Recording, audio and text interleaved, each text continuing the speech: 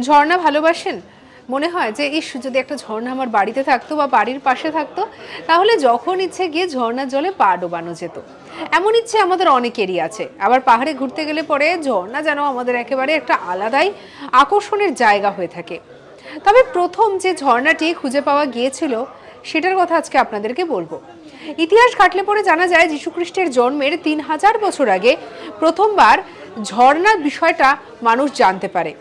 যেটা জানা যায় যে সেই সময় মেসোপটেমিয়ায় এই যীশুখ্রিস্টের জন্মের ৩,০০০ বছর আগে প্রথমবার ঝর্ণা বা প্রাকৃতিক ঝর্ণা খুঁজে পাওয়া যায়। পরবর্তীতে যদিও আরো বিভিন্ন জায়গায় খুঁজে পাওয়া যায়, আমাদের দেশেও অনেক ঝর্ণা রয়েছে সেটা আমরা জানি।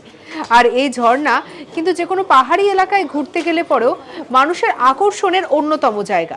আর এরকম বিভিন্ন ঝর্ণাকে কেন্দ্র করে বিভিন্ন পর্যটন ক্ষেত্র গড়ে উঠেছে। অবশ্যই আপনারাও জানাতে পারেন যে ঝর্ণা সম্পর্কে আপনাদের কি মতামত, বা আপনারা ঠিক কতটা ভালোবাসেন, বা আপনারাও কি পাহাড়ে ঘুরতে গেলে পরে এই বিভিন্ন ধরনের ঝর্ণা দেখে উপভোগ করতে কি আপনাদেরও খুব ভালো লাগে? কারণ পাহাড়ি এলাকার কিন্তু অন্যতম আকর্ষণের জায়গা হয়ে থাকে এই ধরনের ঝর্ণাগুলি। শুধুমাত্র পাহাড়ের প্রাকৃতিক সৌন্দর্য নয়, তারই পাশাপাশি ঝর্ণাও কিন্তু অন্যতম একটি আকর্ষণ। অবশ্যই জানাতে পারেন কমেন্ট সেকশনে। এছাড়া আরও অন্যান্য বিষয় জানার জন্য সাবস্ক্রাইব করুন আজ তাক বাংলাকে।